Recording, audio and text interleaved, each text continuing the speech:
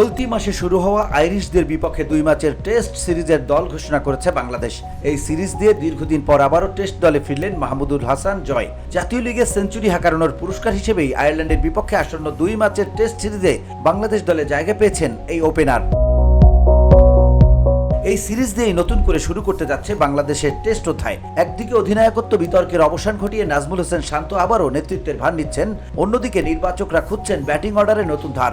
জয়কে তাই দেখা হচ্ছে সেই সমাধানের অংশ হিসেবে। 24 বছর বয়সী এই ডানহাতি ব্যাটার এখন পর্যন্ত টেস্টে গড় মাত্র 22.79, যা খুব সন্তোষজনক নয়। শ্রীলঙ্কার বিপক্ষে শেষ সিরিজে জায়গা হারানোর পর জাতীয় দলের ফেরার পথটা সহজ ছিল না। তবে জাতীয় লিগে সাম্প্রতিক 17 রান নির্বাচকদের দৃষ্টি কেড়েছে, আর সেখান থেকেই টেস্ট স্কোয়াডে ফেরার টিকিট পেয়েছেন তিনি।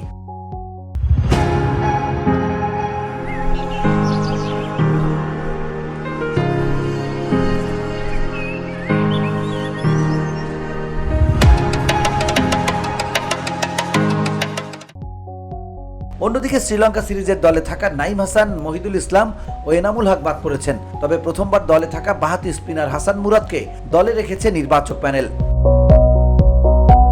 বাংলাদেশ আয়ারল্যান্ড টেস্ট সিরিজের প্রথম ম্যাচটি শুরু হবে 11 নভেম্বর সিলেটে, আর দ্বিতীয় ও শেষ টেস্ট অনুষ্ঠিত হবে 19 নভেম্বর ঢাকায়। সিরিজ শেষে 2 দল খেলবে 3টি টি-20 ম্যাচ।